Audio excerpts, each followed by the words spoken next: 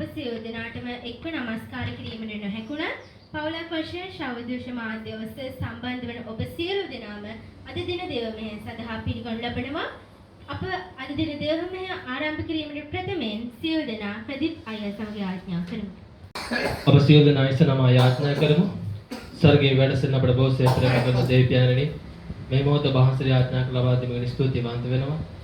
ආදාසේ මේ ආකාරයේ වැඩසටහන ඔබ වහන්සේගේ ඉදිරියෙන් අපිට කරන් ලබා දීමේ ස්තුතිවන්ත වෙනවා දෙවියන්වනි. ආදාසේ නිවස්වල සිට වැඩසටහන නරඹනා සියලු දෙනාට වහන්සේ ආශිර්වාද කරමින් දෙවියන්වනි. වහන්සේගේ බලවත් වූ හස්තය සියලු දෙනා මත පතිත කරගන්න. අප කරන්නා වූ මේ දෙයට යේසුස් වහන්සේගේ නාමයෙන් ආශිර්වාද කරමින් අපිට මේට වඩා බලවත් දෙයක් කරන්න වහන්සේගේ බලය ලබා දෙන්න.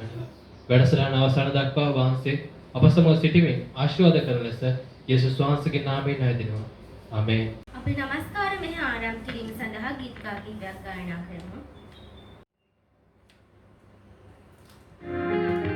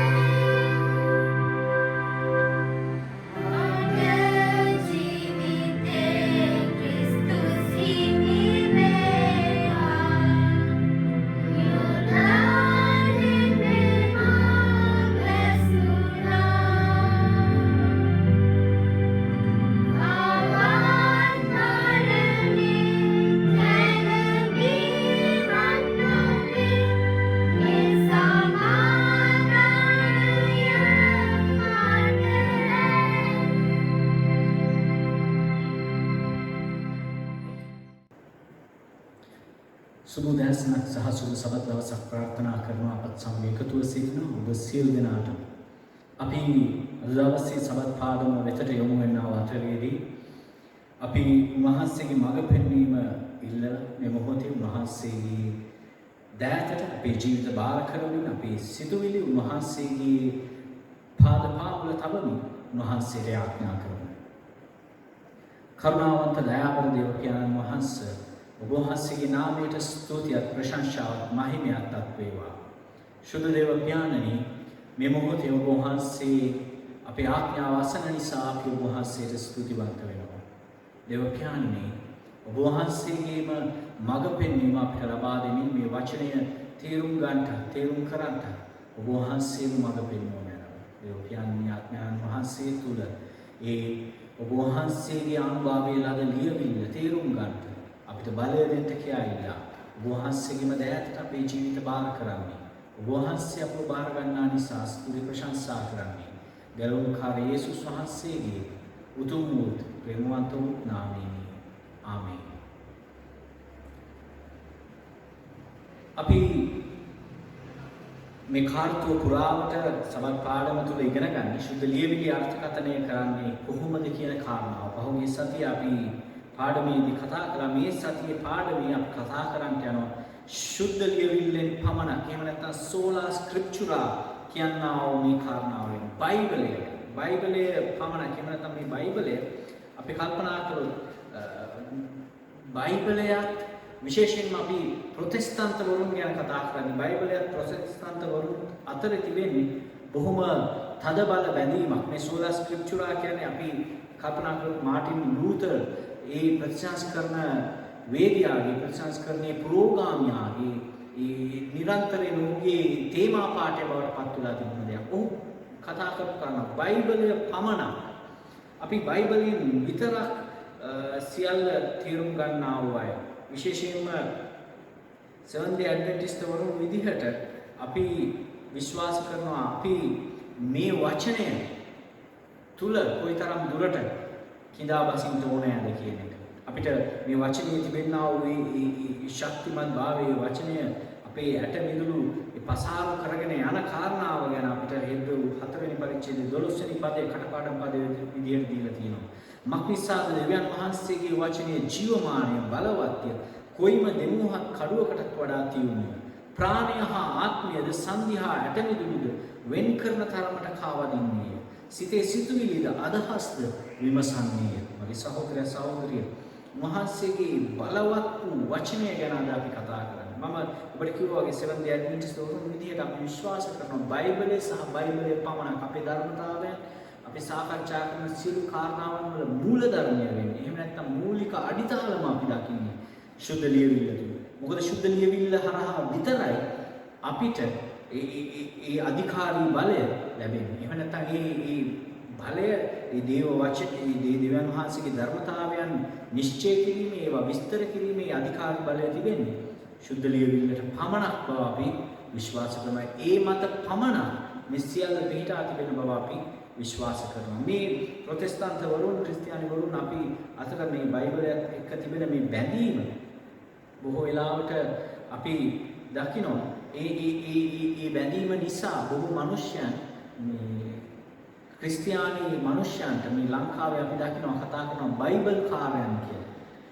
මම මේ ජීවත් වෙන ප්‍රදේශයේ මේ සෙවන්ත් ඩේ ඇඩ්වෙන්ටිස්ට් දේවස්ථානය හඳුන්වන්නේ බයිබල් පල්ලිය කියලා. මොකද මේ බයිබලයත් එක්ක ප්‍රොටෙස්ටන්ත මිනිස්යාගේ එහෙම නැත්නම් ක්‍රිස්තියානි මිනිස්යාගේ පුදුමාකාර බැඳීමක් තිබෙනවා. සෙවන්ත් ඩේ ඇඩ්වෙන්ටිස්ට් වරුන් ආරම්භයේ සිටම අපි විශ්වාස කළ දෙයක් මේ පොතේ මිනිස්යන් කියන ඉංග්‍රීසියෙන් කියන people of the book එහෙම තමයි සෙවන්ත් ඩේ ඇඩ්වෙන්ටිස්ට් වරුන්ව හඳුන්වා දෙන්නේ. මේ පොත වෙන කිසිවක් නෙවෙයි මේ සුද්ධ වූ බයිබලය. සුද්ධ වූ බයිබලය තමයි ඒ පොත. ඒ පොත මත තමයි අපි අපේ සියලු කාරණාවන් පිහිටලා තිබෙන්නේ. එහෙම නැත්නම් අපි මේ සියලු කාරණාවන් වල අඩිතාලම මේ පොත හරහායි. අපි කියවනවා පළවෙනි කොරින්ති 4 වෙනි පරිච්ඡේදයේ පළවෙනි පදයේ සිට 6 වෙනි පදයට අපිට කතා කරන මේ පදවල පවතුනා කියන කාරණාවන් ගැන. ඒ කාරණාවන් එක්ක අපි අවධානය යොමු කරමු 6 වෙනි පදයේ කියන කාරණාව වෙතට. අවසානයේ 6 වෙනි පදයේ පෞතුමා කියන මේ විශේෂ වූ කාරණයක් වෙතට අපි අපේ අවධානය යොමු කරනවා. ඉතින් සහෝදරයනි මම කියවන්නේ පළවෙනි කොරින්ත 4 වෙනි පරිච්ඡේදයේ 6 වෙනි පදය. ඉතින් සහෝදරයනි නුඹලා උදෙසා මේ දේ උපමාවකින් අපොල්ලොස්ට මටත් අදාළ කොට කීවි.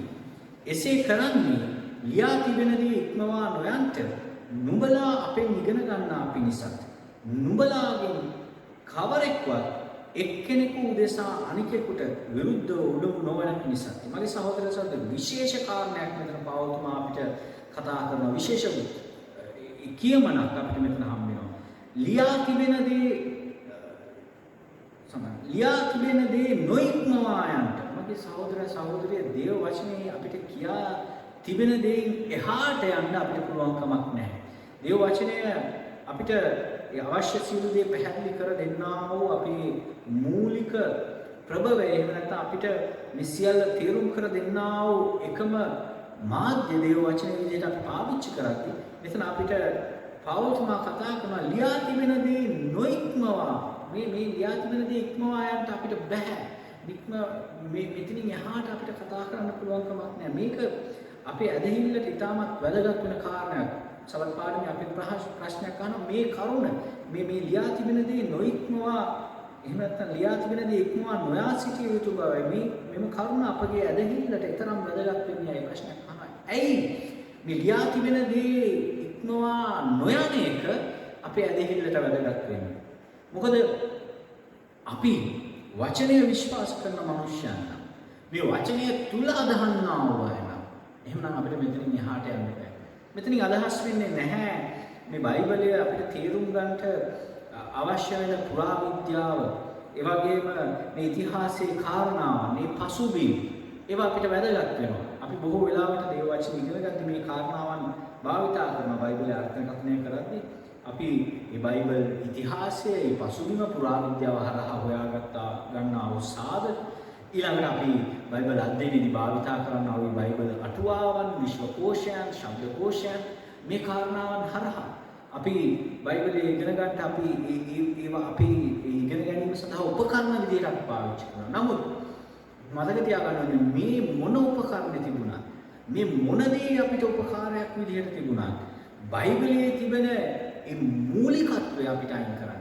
මේ සියල්ල එන්නේ දෙවෙනුව. පළමුවම බයිබලයේ තිබෙන දේ තමයි අපි මේ සියල්ල හරහා අවබෝධ කරගන්නේ.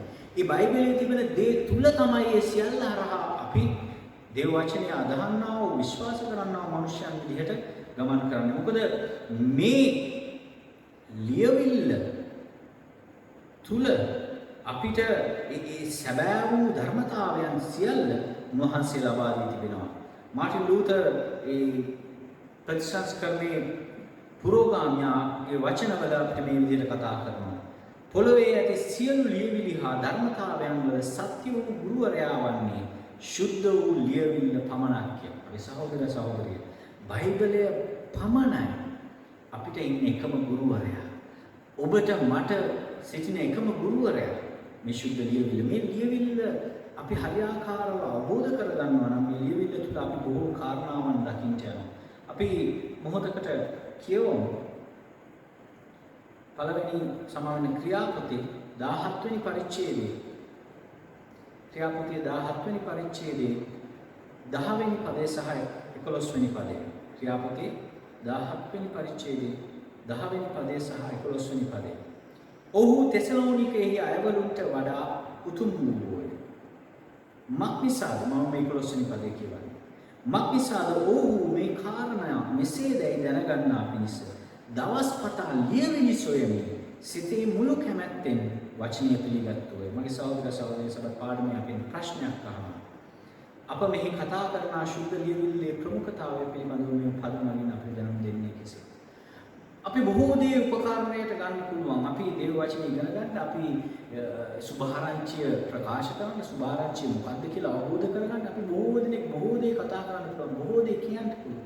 නමුත් ඒ සියල්ල අපි සුද්ධ වූ ලියවිල්ල හරහා තමයි අවබෝධ කරගන්න අවශ්‍ය වෙන්නේ. පවතුමා මෙතන මේ කාරණාව අපි දකින්නේ මේ කතා කරන්නේ මේ බෙරියේ සිටියා වූ ඒ සහෝදරයන් ගැන ඒ අය ගැන කතා කරද්දී පවුල්තුමා කියන ඔවුන් අනිත් අයට වඩා උතුම් තෙසලෝනිකේ අයවලුන්ට වඩා උතුම්. ඇයි මොකද්ද හේතුව? ඒ අය උතුම් වෙන්න හේතුව මේ පවුල්තුමාලා එහෙම නැත්නම් මේ සුභාරංචි දේශකයෝ කිව්ව කාරණාව නෝනේ කිව්ව විදිහට ඒ ඔවුන්ගේ වචනයෙන් විතරක් පිළිගත්තේ නැහැ. ඔවුන් සුද්ධ ලියවිලි හෙව්වා. ලියවිල්ල හරහා ඔවුන් කියන දේ දකින්න උත්සාහ කළා. මගේ සහෝදර සහෝදරිය. මේක තමයි ඔවුන්ව මේ උතුම් අය විදිහට හඳුන්වන්න පවුල්තුමා හේතුවක් කරගත්තේ. ඔබ මම මේ ලියවිල්ල හොයන්න ආව අය බවට පත් වෙන්න අවශ්‍යයි. මේ ලියවිල්ල හරහා සියල්ල දකින්නා වූ අය. අපිට බොහෝ දෙනෙක් බොහෝ කාරණා කියන්න පුළුවන්. නමුත් අපේ අවසාන විනුම් දන්නේ එහෙම නැත්නම් අපේ අවසාන තීරකයා වෙන්නේ මේ සුද්ධ වූ ලියවිල්ලයි. එහෙනම් අපි මේ ලියවිල්ල වෙතට අපේ වැඩි අවධානය යොමු කරන්න අවශ්‍යයි. සියලු දේ ලියවිල්ල හරහා සොයන අය බවට අපිපත් වෙන්න අවශ්‍යයි. අපි ඉදිරියට ගමන් කරද්දී අපි කල්පනා කරනවා අපි කතා කරනවා මේ සුද්ධ වූ ලියවිල්ල ගැන. කතා කරද්දී අපිට හම්බෙනවා මේ ලියවිල්ලේ තිබෙන ඒකත්වය ගැන. දෙවනි තිමෝති 3 වෙනි පරිච්ඡේදයේ 16 වෙනි පදයේ අපිට කියනවා මේ සියලු ලියවිලි දේවානුභාවයෙන් දෙන ලද ලියවිලි. ඒකම අපි ඊට කලින් කතා කර කාරණාව. දෙවනි පේත්‍රස් පළවෙනි පරිච්ඡේදයේ 20 වෙනි සහ 21 වෙනි පදවල අපිට කතා කරන මේ කිසි අනාගත වාක්‍යයක් මනුෂ්‍ය කැමැත්තෙන් ආවේ නැහැ. මනුෂ්‍ය සුද්ධාත්මයන්ගෙන් පොළඹවනු ලැබ දෙවියන් වහන්සේගෙන් ලැබුණු ලෙස කතා කළායි කියලා. ඒතර මේ කාරණාවන් මේ විදිහට තියෙද්දි මේක මේ මනුෂ්‍යයන් ලිව්වත් දෙවියන් වහන්සේගේ මඟ පෙන්වීම තුල අපිට ලැබුණායි කියන කාරණාවෙදී මේ සුද්ධ ලියවිල්ලේ ඒකත්වය අපිට කොයි විදිහටද වැදගත් වෙන්නේ? අපි කියවමු තීතස් පළවෙනි පරිච්ඡේදයේ 9 වෙනි පදය. තීතස් පළවෙනි පරිච්ඡේදයේ 9 වෙනි පදයේ වෙතට අපි යොමු වෙමු. මොකක්ද මෙතන අපිට කතා කරන්නේ? තීතස් පළවෙනි පරිච්ඡේදයේ 9 වෙනි පදයේ අපිට සඳහන් කරනවා තවද ඔහු සාරවත් ගුරුකමින් අවවාද කරන්නට විරුද්ධවාදීන් නිශ්ශබ්ද කරන්නට පුළුවන් වන පිණිස ඉගැන්වීමට එකඟ වූ විශ්වාස වචනය තදින් අල්ලාගෙන සිටින්න ඕනේ. අපිට මෙතන කතා කරනවා මේ විශ්වාස වචනය දෙවියන් වහන්සේගේ වචනය අපි අල්ලාගෙන සිටිය යුතු දේව වචනය ගැන අපිට මේ ස්ථානයේ දෙවියන් වහන්සේගේ කරුණාව තුළ අපිට පෙන්වන්න කරන මේ ලියවිල්ල අර්ථකථනය කරන්නේ මේ ලියවිල්ල අපි තදින් අල්ලාගෙන සිටිය යුතු වන්නේ ඇයි? මොකක්ද අපිට මේ ලියවිල්ල තදින් අල්ලාගෙන ඉන්න හේතුව? මේ විශුද්ධ ලියවිල්ලේ අපි කල්පනා කළොත් බොහෝ දෙනෙක් බොහෝ වෙලාවට මේ විශුද්ධ ලියවිල්ල බෙදන්න උත්සාහ කරනවා.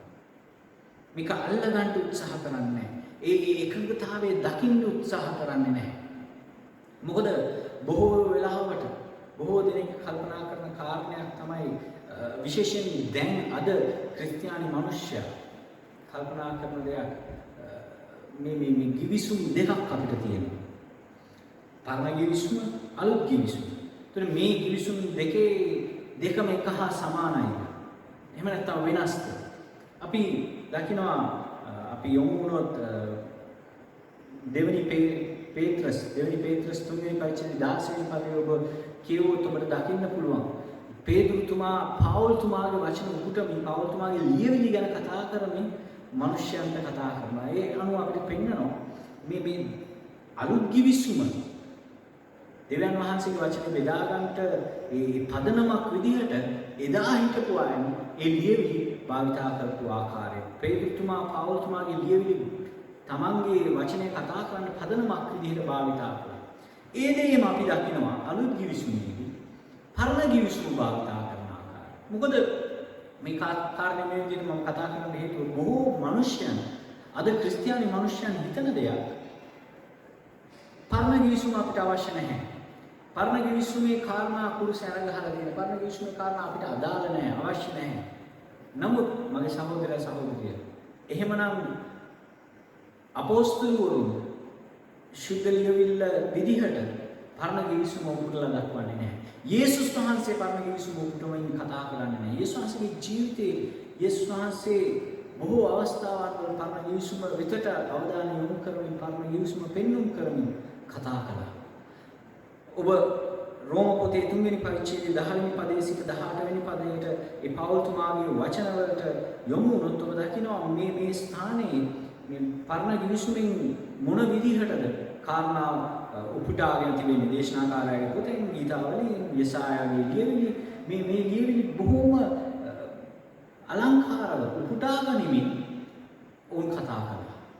ඒ පරණ ගිවිසුමේ තිබෙනා වූ ස්ථීරභාවය නිසා එකඟත්වය නිසා ඔවුන් කතා කරන කාරණාවන් වලට පරණ ගිවිසුම එකඟයි. මොකද සමහර අවස්ථාවලදී මිනිස්සු හිතනවා නෑ පරණ ගිවිසුම අලුත් ගිවිසුමට එකඟ නෑ. පරණ ගිවිසුමේ කතා කරන්නේ ක්‍රියාවෙන් ගැලවීම ගැන, අලුත් ගිවිසුමේ කතා කරන්නේ ඇදහිල්ලෙන් ගැලවීම ගැන. මගේ සහෝදර සහෝදරියෝ ඔබ මම හරි ලෙස බයිබලය අධ්‍යයනය කළොත් අපි ඉගෙන ගන්නට යනවා මේ කාර්තුපුර කොහොමද ඒක කරන්නේ කියලා. හරියට අපි බයිබලය ඉගෙන ගත්තී අපි දකින්න යනවා නෑ. මේක කාරණා දෙකක් නෙවෙයි. පරණ ගිවිසුමේ කියන දේම තමයි අලුත් ගිවිසුමේ කියන්නේ. වෙනසක් නෑ. අලුත් ගිවිසුම පරණ ගිවිසුම අතර ගැටණයක් නෑ. මේ දෙකම එකයි. මේ කාරණා අපි දකින්න යනවා. මේ එකගත්වය, මේ ඒකත්වය අපි කතා කරනවා ඒ ලතින් භාෂාවෙන් කතා කරනවා ටෝටා ස්ක්‍රිප්චුරා කියලා. මේ සුද්ධ ලියවිල්ලේ තිබෙනා වූ ඒ සම්පූර්ණත්වය අපි දකින්න යනවා. උන්වහන්සේ ඥානභාවය තුල දුන්නා වූ ලියවිල්ල විදිහට මේ ලියවිල්ල සම්පූර්ණයි. අලුත් ගිවිසුම පරණ ගිවිසුම මේ කාරණා එකට එකඟ වෙන කාරණා. මොකද අපි ඒ ලියවිල්ල හරහා දකිනවා මේ ලියවිල්ල තුල කොහොමද මේ කාරණා එකට සම්බන්ධ වෙන්නේ කියන කාරණාව. යේසුස් වහන්සේ පරණ ගිවිසුම උපුටමින් කතා කරනවා. අපොස්තලවරු පරණ ගිවිසුම උපුටමින් කතා කරනවා. අපි මේ කාරණා දකිනවා. ඒතකොට මේ කාරණා අපිට පැහැදිලිව පෙන්නනවා මේ අලුත් ගිවිසුමත් පරණ ගිවිසුමත් අතර ඇති සම්බන්ධතාවය. මේ වචනය තුල මේ ලියවිලි අතර තිබෙන එකඟත්වය ගැන අපිට හරහා පෙන්වන්න කරනවා. අපි ඉදිරියට ගමන් කරද්දී අපි එනවා අඟහරුවාදා කොටසට. ශුද්ධ ලියවිල්ලේ නිර්මල බව. එහෙම නැත්නම් මෙතන අපිට කතා කරන ශුද්ධ ලියවිල්ලේ තිබෙනා වූ මේ පැහැදිලිභාවය. මේ ශුද්ධ ලියවිල්ල කියලා කතා කරලා අපි බොහෝ දෙනෙක් කියන දේ බයිබලය තේරුම් ගන්න අමාරු දෙයක්. බයිබලය තේරෙන්නේ නැහැ. කියවලා තේරුම් ගන්න බැහැ කියලා බොහෝ දෙනෙක් හිතනවා. අපි යේසුස් වහන්සේගේ වචනය වෙතට යොමු වෙද්දී යේසුස් වහන්සේ කතා කරනවා. අපි කියමු මතෙව්තුමාගේ සුභාරංචි 21 වෙනි පරිච්ඡේදයේ 42 වෙනි පදේ. මතෙව්තුමාගේ සුභාරංචි 21 වෙනි පරිච්ඡේදයේ 42 වෙනි පදේ ඉඳලා අපි කියවද්දී යේසුස් වහන්සේ මේ විදිහට කතා කරනවා. යේසුස් වහන්සේ ඔබට කියනසේ ගෙවල් සාදන්නන් විසින් එපා කළ ගලම කොනෙහි ප්‍රධාන ගල කරනු ලැබිය. මෙය ස්වාමින් වහන්සේ කෙරෙන්නේ අපේ ඇස්වලට ඒක ආශ්චර්යයක් යනු ශුද්ධ ලියවිල්ල නුඹලා කිසි කලක කියුවේ නැද්ද? මේ සහෝදර සහෝදරිය යේසුස් වහන්සේ ප්‍රශ්නයක් අහනවා. වහන්සේ අහනවා මේ කාරණාව ඔබලා කියුවේ නැද්ද? මේක කියවලා නේද තියෙන්නේ? මේක කියවලා නැද්ද? මේ ශුද්ධ ලියවිලි ගැන මේ කතා කරන කාරණා මේ ගෙවල් සාදන්නන් විසින් එපා කර මේ යේසුස් වහන්සේ Taman ගැන අනාගත වාක්‍ය පෙන්වන කර කතා කරනවා. මේවා ඔබලා කියවලා නැද්ද? කියවලා තියෙනවා නේද? මේ පැහැදිලි වචන. මේවා ඇයි කියවලා නැත්තේ? මේවා කියවලා තියෙනවා. එහෙමනම් මේවා ගැන ඔබ දැනගෙන සිටිය යුතුයි. එබැවින් ඔබලාට මම කියනවා. යේසුස් වහන්සේ කතා කරන එක. ඒ නිසා මම ඔබලාට කියනවා. මම මේ දේවල් මේ විදිහට කතා කරලා තිබෙනවා. ඒකම අපි තව බයිබල් පදයක් වෙතට යොමු වෙනවා. අපි යොමු වෙමු මතෙව්තුමාගේ සුභාරංචියම 12 වෙනි පරිච්ඡේදයේ 3 සහ 4 පදවලට. එතනදිත් අපිට කතා කරනවා. මහන්සිය එතනදිත් මේ ප්‍රශ්නය මහනවා. මේ දාවිද් ගැන කතා කරන දාවිද් ඒ බඩගිනිව සිටිපු වෙලාවේ ස්වාමීන් වහන්සේගේ ගෘහයේ තිබුණ ආහාර ගැනීම ගැන යේසුස් වහන්සේ කතා කරනවා. අපි ඒකම කල්පනා කරොත් 22 වෙනි පදේ මතෙව්තුමාගේ සුභාරංචියේ 22 වෙනි පදේ 31 වෙනි පදේ අපිට මොනවද කියන්නේ? මෙතන යේසුස් වහන්සේ කතා කරනවා. නමුත් මලවුන්ගේ නැගිටීම සම්බන්ධව නම් මම ආබ්‍රහම්ගේ දෙවියන් වහන්සේ, ඊසාක්ගේ දෙවියන් වහන්සේ, යාකෝබ්ගේ දෙවියන් වහන්සේ එන් දෙවියන් වහන්සේ නුඹලාට කීවා නුඹලා කිව්වේ නැත. ආයමත් යේසුස් වහන්සේ නුඹලා කිව්වේ නැද්ද මේ යේසුස් වහන්සේ දිගින් දිගට මේ ප්‍රශ්න කිරීම කරනවා. යේසුස් වහන්සේ දිගින් දිගට මේ ප්‍රශ්නේ ඔවුන්ගෙන් අහනවා. නුඹලා මේක කිව්වේ නැද්ද? මොකද බොහෝ වෙලාවට බොහෝ මිනිස්යන් අපි දන්නේ නැහැ කියලා කියන්න හේතුවක් කරගන්නවා. තමන්ගේ වැරද්ද වහගන්න බොහෝ මිනිස්යන් කියන දෙයක් තමයි අනේ අපි දන්නේ නැහැ. අපි දැනගෙන හිටියේ නැහැ. අපි මේක දන්නේ නැහැ. අපිට මේක තේරෙන්නේ නැහැ කියලා.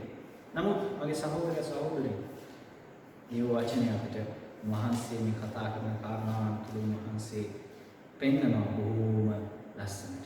මේක අපිට එහෙම කියන්න බෑ. මතේ මාර්ග සුභාරංචියේ 19 වෙනි පරිච්ඡේදයේ 4 වෙනි පදේ මේ පරිසවරුන් ගිහලා විවාහය ගැන ප්‍රශ්න අහලා පරිසවරුන් යේසුස් වහන්සේගෙන් අහනවා මොන වගේ කාරණයක් නිසාද කෙනෙක්ට තමන්ගේ භාර්යාව අතාරින්න පුළුවන් කියලා. ඒ වචනේ එක පැහැදිලි. යේසුස් වහන්සේ ඔවුන්ට කියනවා පටන් ගැනීමේ සිට ඔවුන් මැවූ තැනන් වහන්සේ පුරුෂයෙක් ස්ත්‍රියෙක් වශයෙන් ඔවුන් මැවූ බවත් ඒ නිසා මිනිසෙක් තමාගේ පියා සහ මව් අතර තමාගේ භාර්යාවට ඇලුම් වන්නේය කියාද ඒ දෙදෙන එකම අංශයක් වන්නෝය කියාද කී බවත් නුඹලා කියුවේ නැද්ද? මගේ සහෝදර සහෝදරිය ප්‍රශ්නෙට උත්තරේ ඔවුන් කියවලා තියෙනවා. ලියවිල්ල තුල තියෙනවා. අපි එපිස පොතේ පෞල්තුමා මේ විදිහට කියනවා. එපිස පොතේ 3 වෙනි පරිච්ඡේදයේ 4 වෙනි පදේ පෞල්තුමා කියනවා ඒ ප්‍රකාරයට නුඹලා අය කියවන විට ක්‍රිස්තුස් වහන්සේගේ රහස ගැන මට තිබෙන දැනගැන්ම නුඹලාට තේරුම් ගන්න පුළුවන්. මගේ සහෝදර සහෝදරියෝ පෞල්තුමා කියනවා ඒ විදිහට කියවන්න ඕන ආකාරයට ඇදහිල්ලෙන් යුතුව ආත්මයන් වහන්සේගේ මඟ පෙන්වීම ඉල්ලමින් නුඹ කියවද්දී මට තියෙන දැනගැන්මම නුඹටත් ලැබෙනවා. මගේ සහෝදර සහෝදරිය අපි ලියවිල්ල යාකාරව කියවනවා නම් වහන්සේ අපිට දැනගැන්ම දෙන්න යනවා. අපි ඉක්මනින් යොමු වෙමු ඉදිරියට ගමන් කරමු. සුද්ධ ලියවිල්ල අපිට බදාදා කොටස කතා කරනවා. සුද්ධ ලියවිල්ල විසින්ම අර්ථකථනය කරයි. මගේ සහෝදර සහෝදරියෝ බයිබලය පැහැදිලි කරන්නේ බයිබලයමයි. ලුක්මාර්ග සුභාරංචි 24 වෙනි පරිච්ඡේදයේ අපි යොමු වෙදී ලුක්මාර්ග සුභාරංචි 24 වෙනි පරිච්ඡේදයේ 24 ඒ වගේම 44 45 කියන මේ පදවල අපිට හමු වෙනවා යේසුස් වහන්සේ එම්මාවුස් නුවරට ගමන් කළා වූ ගෝලයන්ට උන්වහන්සේ ගැන කතා කරපු ආකාරය. උන්වහන්සේ අපිට පෙන්වනවා මෙතන කතා කරන උන්වහන්සේ සියලු ලියවිලි වලින් මෝසෙස්ගෙන් පටන් අරගෙන අනාගත වක්තෘවරුන් මේ කියන සියල්ල මේ සියලු දේ තුලින් ඔවුන්ට උන්වහන්සේ ගැන කතා කළා. උන්වහන්සේ ගැන පැහැදිලි කරලා දුන්නා. මගේ සහෝදර සහෝදරියෝ මේ ලියවිල්ල තුලින්ම යේසුස් වහන්සේ කතා කරේ. ලියවිල්ලම තමයි අපිට ලියවිල්ල පැහැදිලි කරලා දෙන්නේ. මේ ලියවිල්ලේ තිබෙන කාරණාවන් අපිට තේරුම් කරලා දෙන්නේ ලියවිල්ලේ තිබෙන දේවල්. අපිට පරණ ගිවිසුමේ බොහෝ කාරණා උන්වහන්සේ දීලා තියෙනවා. පරණ ගිවිසුමේ තිබෙනා වූ දේවල් සමහර වෙලාවට අපිට හිතෙනවා ඇයි මේව දීලා තියෙන්නේ? ඒක පැහැදිලි කරනවා අපිට අලුත් ගිවිසුමේ. පෞල්තුමා කතා කරනවා. පෞල්තුමා අපිට කියනවා මේ රෝම පොතේ 15 වෙනි පරිච්ඡේදයේ 4 වෙනි පදයේ කියනවා పూర్වයේ ඉගෙන ලද සියල්ල අපගේ ඉගෙනීම සඳහා ලියන ලද ඒවා. పూర్වයේ පුරාණයේ ලියපු සියල්ල අපේ ඉගෙන ගැනීම පිණිස ලියන ලද ඒවා. පළවෙනි කොරින්ති 10 වෙනි පරිච්ඡේදයේ පෞල්තුමායි කතා කරනවා. ඔවුන්ට සිද්ධ වුණ සියල්ල අපිට ආදර්ශයක් පිළිසුනායි. මේ පැහැදිලි කිරීම අපි දකිනවා. එදා සිද්ධ වෙච්ච දේ අපි පැහැදිලි කිරීම තව තැනක දකිනවා. මගේ සහෝදර සහෝදරි සමහර වෙලාවට අපි බයිබලයේ තේරුම් ගද්දී අපි හොඳින් මතකයේ තබා ගන්න ඕන දෙයක් අපිට එක තැනක් කියවලා එතනින් විතරක් සමහර විට ඒ කාරණාව සම්පූර්ණයෙන්ම අවබෝධ කරගන්න නොහැකි වෙනවා. ඒකට අපි මුළු ලියවිල්ල අධ්‍යයනය කරන්න අවශ්‍ය වෙනවා. මොකද එක තැනක තියෙන දේ ගැන පැහැදිලි කිරීම අපිට තව තැනකින් ලැබෙන්න පුළුවන්. කොහොම වුණත් බයිබලයේම තමයි බයිබලයේ තේරුම් කරන්නේ. අපිට බයිබලයේ පිටින් තේරුම් කරන්න බෑ. බයිබලයේ තේරුම් කරන්න අපිට බයිබලයේ තුලින්ම තමයි තේරුම් කරන්න පුළුවන් වෙන්නේ. එල්.ජී. වයිට් මහත්මියගේ এডুকেෂන් කියන පොතේ අධ්‍යාපනය කියන ඒ පොතේ අය මෙහෙම ප්‍රකාශයක් කරනවා. බයිබලයේ එහිම වූ අර්ථය පැහැදිලි කරන්න ආවේ. ශුද්ධ ලියවිල්ල සමග සසඳිය යුතුය. වචනය සමස්තයක් ලෙස බැලීමට එහි කොටස්වල සම්බන්ධතාවය දැකීමට ශිෂ්‍යයා ඉගෙන ගත යුතුය. ඔහු එහි ශ්‍රේෂ්ඨ වූ කේන්ද්‍රීය තේමාව ලෝකයේ සඳහා දෙවියන් වහන්සේගේ මුල් අරමුණද මහත් අරගලයේ නැගී සිටීම සහ ගැලවීමේ කාර්ය පිළිබඳව දැනුමක් ලබා ගත යුතුයි. මගේ සහෝදර සහෝදරියෝ අපි බයිබලය ඉගෙන ගද්දී මේක තමයි ක්‍රමවේදය. මේ වයින් මහත්මයා අපිට පැහැදිලි කරන දේ. බයිබලය තේරුම් කරන්නේ බයිබලයමයි. ඒක අපි හොඳින් අවබෝධ කරගන්න ඕනේ. මේ තේමාව අපි අවබෝධ කරගන්න ඕනේ. වචන තුල කතා කරන්නේ මොකක්ද? මේ තේමාව හරහා විශේෂයෙන්ම බයිබලයේ අපි දකින්නේ මහා අරගල යහපත සහ නපුර අතර ඇති අරගලය තුල මේ සියල්ල කොහොමද සම්බන්ධ වෙන්නේ? මේ කාරණා අපි ඉතා උනන්දුවෙන් හැදෑරිය යුතු වෙනවා. ඒකම අපි අවසාන වශයෙන් ඉතා ඉක්මනින් බලන්න යනවා. මම වයිට් මහත්මියගේ ප්‍රකාශයක් කිව්වා. සෙවන්ත් ඩේ ඇඩ්වෙන්ටිස්ට් වරුන් විදිහට අපි එලන් ජී වයිට් මහත්මිය අනාගත වක්තෘවරියක් විදිහට පිළිගන්නවා. ඔබට පුළුවන් මේක ගැන හොයලා බලන්න. එහෙම නැත්නම් සෙවන්ත් ඩේ ඇඩ්වෙන්ටිස්ට් වරුන් විදිහට අපි ඉදිරියේදී මේ කාරණාව ගැන සාකච්ඡා කරන්න පුළුවන්. කොහොමද වයිට් මහත්මිය සැබෑ ලෙස අනාගත වක්තෘවරියක් වෙන්නේ? මේ කාරණා අපිට දේව වචනය තුලින් පැහැදිලි කරලා පෙන්නන්න පුළුවන්. ඇය සැබෑ වූ අනාගත වක්තෘවරිය. ඇගේ අනාගත වක්තෘ කාර්යභාරය මොන වගේද? මොකද අපි සෝලා ස්ක්‍රිප්චුර් එහෙම නැත්නම් ලියවිල්ල පමණක් කියන එක ගැන කතා කරද්දී පැහැදිලි එතන කිසි වෙනසක් නැහැ. කිසිම ලියවිල්ලක් ශුද්ධ ලියවිල්ලේ ස්ථානය ගන්නෙ නැහැ. එතනට එලන් ජී වයිට් මහත්මියත් අයිති. ඒක අපි තාම පැහැදිලිව කතා කරනවා. මේක එලන් ජී වයිට් මහත්මිය අපිට ඇගේ ලියවිලි හරහා අපිට පෙන්වන්න කර දී තිබෙන දෙයක්. ඇය කිසිම අවස්ථාවක බයිබලයේ ස්ථානය ගන්න උත්සාහ කරන්නේ නැහැ. ඇය එහෙම කිසිම ප්‍රකාශයක් කරත් නැහැ. ඇගේ වචනේ බයිබලය හා සමග සසඳන්නට ඇය කිසි විටක උත්සාහ කරන්නේ නැහැ. නමුත් ඇය මෙහෙම ප්‍රකාශයක් කරනවා. පුරුෂයන් හා ස්ත්‍රීන් මහත් ආලෝකය වන බයිබලය වෙතට යොමු කරන කුඩා ආලෝකයක් විදිහට ඇගේ ලියවිලි ඇය සඳහන් කරනවා. අපිට ඇඩ්වෙන්ට් හෙරල්ඩ් ඇන්ඩ් සබත් කියන ওই සංගරාවේ ජනවාරි 20 වෙනිදා 1903 ඇය ලිව්වා වූ ලියවිල්ලක්. එතන ඇය කියනවා බයිබලය එහෙම නැත්නම් මේ මහා ආලෝකය වෙතට ස්ත්‍රීන් පුරුෂයන් යොමු කරන කුඩා ආලෝකය තමයි ඇගේ ලියවිල්ල. මගේ සහෝදර සහෝදරියෝ ඇගේ ලියවිල්ල හරහා වෙන්නේ බයිබලයේ ස්ථානය ගැනීම නෙවෙයි, බයිබලය වෙතට අපව යොමු කිරීම. ඇතවුරුද්දක් මේ විදිහට කියනවා ඔබ ශුද්ධ ලියවිල්ල වෙත සමීප බවක් නැත. ඔබ දෙවියන් වහන්සේගේ වචනය ඔබේ අධ්‍යයනය බවට පත් කර ඇතනම් බයිබලයේ ප්‍රමිතියට ළඟා වී ක්‍රිස්තියානි පරිපූර්ණත්වය කරා ළඟා වීමට ඇති ආශාව නිසා ඔබට ලිඛිතව ප්‍රකාශිත සාක්ෂි අවශ්‍ය නොවනු ඇත. මේ සාක්ෂි විදිහට හඳුන්වන්නේ ඇගේ ලියවිලි. මෙයට හේතුව නම් දෙවියන් වහන්සේ විසින් ඔබ වෙත ළඟා වීමට උත්සාහ කරනා වූ දේවානුභාවයලත් පොත තුලින් ඔබව දැන හඳුනා ගැනීම ගැන ඔබ නොසලකා හැර ඇති නිසා. මගේ සහෝදර සහෝදරියෝ කියනවා අපි සැබෑ ලෙස ශුද්ධ වූ ලියවිල්ල අපි අධ්‍යයනය කරනවා නම් අපේ ජීවිත මේ ලියවිල්ල මත පදනම් කරගනිමින් මේ ලියවිල්ල තුල ක්‍රිස්තියානි ජීවිතය යහපත් ජීවිතය අපි ගත කරනවා නම් මේ සැබෑ වූ ප්‍රමිතියට අපේ ජීවිතය අපි අරගෙන යනවා නම් ඒ කියන ඇගේ ලියවිලි අවශ්‍ය වෙන්නේ නැහැ. මොකද ඇගේ ලියවිලි වලින් කරන්නේ අපව මේ ශුද්ධ වූ බයිබලයේ තියෙන ප්‍රමිතිය වෙතට අපිව අරගෙන යන්නේ. ඇය වෙනම ප්‍රමිතියක් දෙන්නේ නැහැ. ඇය බයිබලයට තවත් අලුතෙන් යමක් එකතු කරන්නේ නැහැ. ඇගේ කාර්යභාරය වෙන්නේ මේ ලියවිල්ල වෙතට අපිව ගෙන යාම. මගේ සහෝදර සහෝදරියෝ ඒ තුල අපි දකිනවා මේ ලියවිල්ලේ තිබෙනා වූ අද්විතීය භාවය. සුදු බයිබලය සෝලා ස්ක්‍රිප්චුරා බයිබලයේ පමණ අපි විශ්වාස කරන්නේ අපි ධර්මතාවයේ පදනම වෙන්නේ බයිබලයේ. ඒ නිසා බයිබලයේ ස්ථානය වෙන කිසි දෙයක් ගන්න නැහැ. මම අවසන් කරනවා තවත් එලන් ජී වයිට් මහත්මිය විසින් බයිබලය ගැන ඒ කියා තිබෙනා වූ කාරණාවන් ඒ ප්‍රකාශයන් දෙකක් තුලින් මම අද දවසේ පාඩම අවසන් කරනවා. බයිබලය ඉගෙන ගන්නා ශිෂ්‍යයාට බයිබලය වෙත ආධුනිකයෙකුගේ ආත්මීය යුතුව ළඟා වීම සඳහා ඉගැන්විය යුතුය. අපි එහි පිටු තුල සෙවිය යුත්තේ අපගේ මතය තහවුරු කර සිටීමක් නොව දෙවියන් වහන්සේ පවසන දේ දැන ගැනීමයි. බයිබලය පිළිබඳ සත්‍ය දැනුමක් ලබාගත හැකි වන්නේ එම වචනය දුන් ආත්මයන්න් වහන්සේගේ උපකාරයෙන් පමණි. එසේම මෙම දැනුම ලබා ගැනීම සඳහා අප ඒ අනුව ජීවත් විය යුතුය. දෙවියන් වහන්සේගේ වචනය අනුකරන සියල්ලටම අප කීකරු විය යුතුය. බයිබලය අධ්‍යයනය කිරීම අපගේ ඊතා කැප වුණා වූ උද්‍යෝගිමත් බව නොපසුබට උත්සාහය අයද සිටී. පතල් කම්කරුවා ඊතා උනන්දුවෙන් හා නොපසුබටව පොළොවේ වස්තු හා නිදානිය හාරන්නාසේම අපද දේව වචනේ වස්තුන් සෙවී යුතුය. මගේ සහෝදර සහෝදරිය පාවතුමා කිව්වා කියවනවා නම් ඔහු වගේම අපිට තේරුම් ගන්න පුළුවන්. ඒ විදිහටම වයිත් මාත්මිතින පතල් කම්කරුවේ කොහොමද අමාරුවෙන් හාරලා නිදන් ඒ රත්තරන් හාරන්නේ. ඒ වගේ අපි මේ වචනේ හාරනවා නම් මේ වචනේ කියනවා නම් අපි බොහෝ දේවල් මහන්සියගේ ඒ බොහෝ වටිනා වස්තුන් අපි දකින්න යනවා. ඒ නිසා අපි මේ වචනය පමණ වඩ උත්සාහ කරමු. මානසික වචනය තුල අපි ජීවිත ගොඩනගා ගන්න උත්සාහ කරමු. මහත්සිය අපට ආශිර්වාද කරනවා ඇති.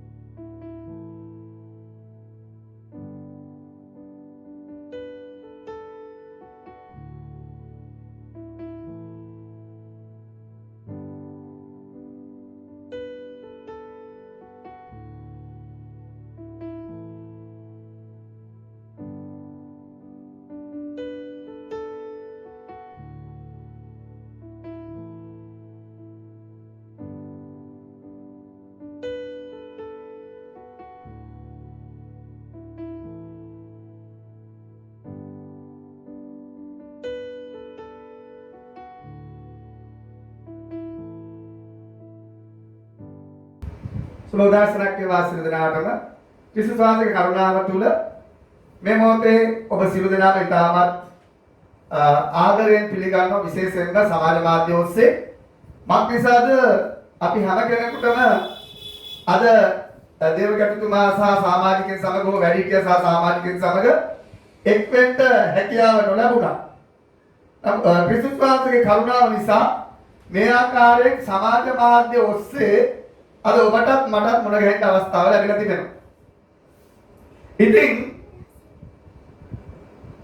එදා අපි নমස්කාර කරද්දී අපේ දේවස්ථානයේ දේවගැටතුමා හෝ වැඩිහිටියා සමාජිකයන් එකතු වෙලා තමයි নমස්කාර කරන්නේ.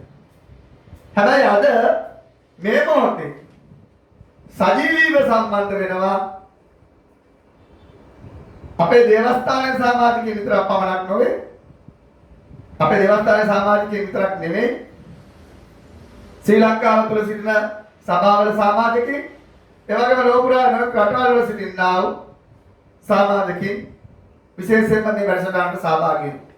ඒ නිසා මේ අවස්ථාවේදී ඒ අන්තර්ජාලය ඔස්සේ අප සමග සම්බන්ධ වෙන සෑම සමාජිකයෙකුටම සුබ සවස් දවසක් වේවා කියලා මම ප්‍රාර්ථනා කරන අතර විශේෂයෙන්ම පිටපැදුර දේවස්ථානයට ඉතාමත් ආදරයෙන් භක්තියෙන් සප්‍රේමයෙන් පිළිගන්නවා. ඉතින් සහෝදර සහෝදරිය, අපි බොහෝ වෙලාවට අපේ මතයක් තිබුණා මේ සමාජ මාධ්‍ය නැත්නම් අන්තර්ජාලය අපේ ආර්ථික ජීවිතයට හානියක් කරනවා කියලා. හැබැයි දැන් අපිට වැටහෙනවා මේ සමාජ මාධ්‍ය තුල තිබෙන මෙහෙවර සහ එහි තිබෙනා වටිනා. මොකද හේතුව දැන් අපි ඉදිරියේදී සමහරවිට පීඩාකාරී වෙන්න පුළුවන්, නැත්නම් ආගමික හෝ දේශපාලනික බලපෑම් මත අපිට ක්‍රියා කරන්න බැරි වෙන්න පුළුවන්. එහෙමත් නැත්නම් මෙවැනි වසඟත තත්ත්වයන් වෙන්න පුළුවන්. හැබැයි මේ මොන තත්ත්වයක් ආවත් ඒ බලකොටු බිඳගෙන වැට කඩුළු බිඳ දමමින් මේ සමාජ මාධ්‍ය මනුෂ්‍යයන්ගේ සිත් ස්පර්ශ කරමින් ආත්මයන් වහන්සේ ඒ තුලින් ක්‍රියා කරන ආකාරය මට මේ මොහොතේ